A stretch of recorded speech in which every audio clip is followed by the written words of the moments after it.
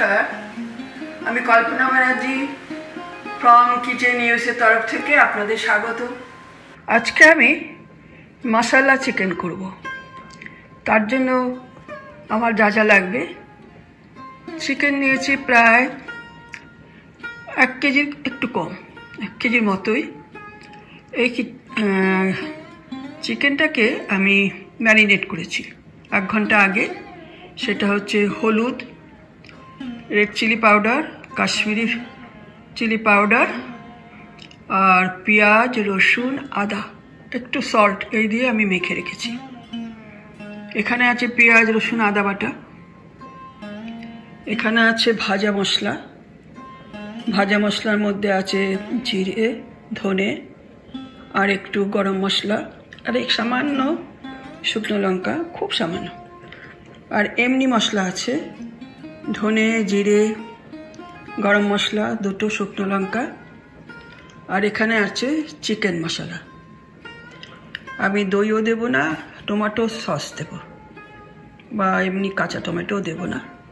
এইভাবেই রান্না করব। আর সল্ট অ্যান্ড সুগার যা লাগবে সেটা আমার মতো করে বলবো, আপনারা আপনাদের স্বাদ অনুযায়ী দেবেন। আমি মাস্টার্ড অয়েল আর কুকিং অয়েল মিশিয়ে রান্না করব।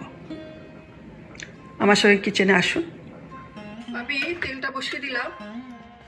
2 table spoon cooking oil, 3 table spoon mustard oil. আমার তেলটা গরম হয়ে গেছে।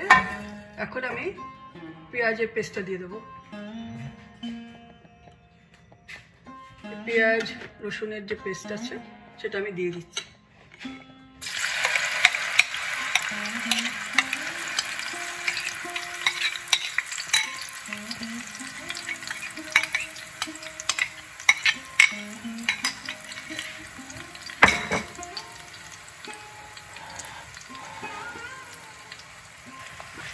ভালো করে একটু ভেজে নেব। এর মধ্যে লঙ্কা টঙ্কা কিছু নেই, পেঁয়াজ, রসুন, আদা।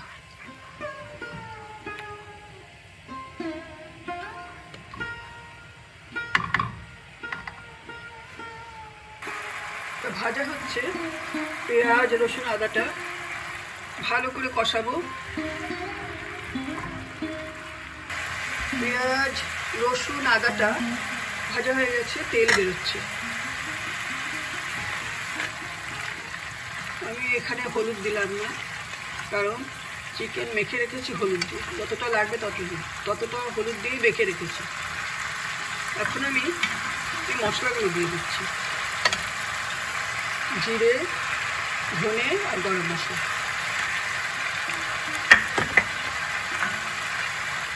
একটু ভাজা হবে। আমি একটু পেঁয়াজ, রসুন, আদা এই যে বাটিতে ছিল এই পুরোটা জল দিচ্ছি।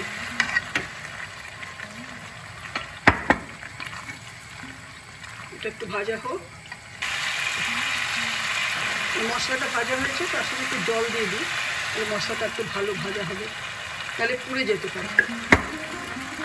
আমি গরম জল দিলাম, একটু মাইক্রোওভেনে গরম করে নিয়েছি। একটু ভাজা হোক।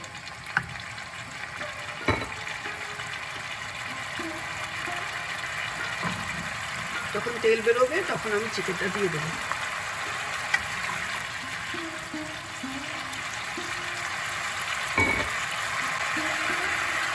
মশলাটা ভাজা হয়ে গেল, এখন আমি চিকেনটা দিয়ে দেবো।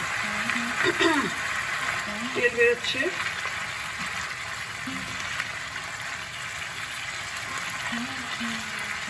মশলার মধ্যে একবার পেঁয়াজ, রসুন, আদা, আর একবার এই মশলায় ধনে, জিরে, আমি 2বার জল দিই মশলাটা ভালো করে ভাজার জন্য।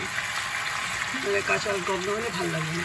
এটা মশলা চিকেন, তো মশলাটার উপরে সব কিছু নির্ভর করছে যে কেমন স্বাদ হবে।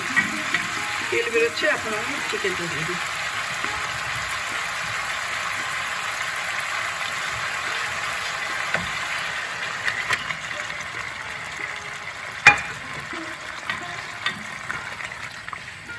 চিকেনটা এখন আমি ভালো করে কষাবো।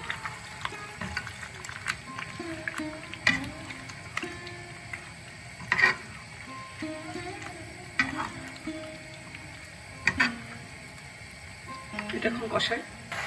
চিকেনটা প্রায় সেদ্ধ হয়ে গেছে। মশলাটা ভালো করে ভেজে গায়ে মিশে গেছে। এখন আমি অন্য মশলাগুলো দিচ্ছি। এই যে মাখো মাখো হচ্ছে, আমি কোনো জল দিইনি, একটুখানি মশলাটা ভাজার সময় একটু জল দিয়েছিলাম ভাজার জন্য। এবং এখন আমি এর মধ্যে দিয়ে দেবো সব মশলা। আমি প্রথমে দিচ্ছি চিকেন মশলা। চিকেন মশলা দিলাম 2 টেবিল স্পুন।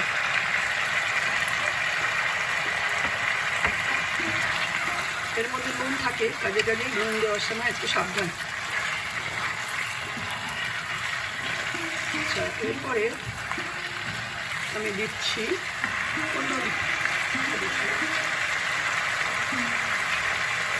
এটা হচ্ছে ভাজা মশলা, আর একটু গোলমরিচ, আর একটু 2-3টি কাঁচা লঙ্কা ছোটো ছোটো করে কেটে, আর দিচ্ছি টমেটো সস। 2 table spoon.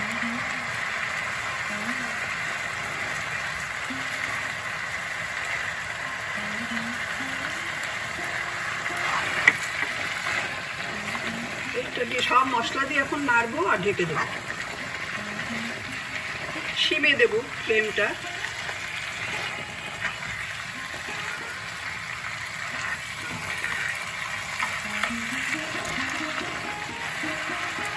বাটিতে লেগেছিল, টমেটো সসটা দিয়ে দিলাম। এখন আমি ঢেকে দেবো। গ্যাসের ফ্লেমটা শিমে দিয়ে দিলাম। ঢাকা থাক, তেল বেরিয়ে গেছে একদম।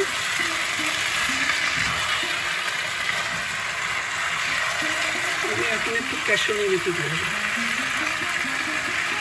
কাসুরি মেথিটা দিয়ে দিচ্ছি।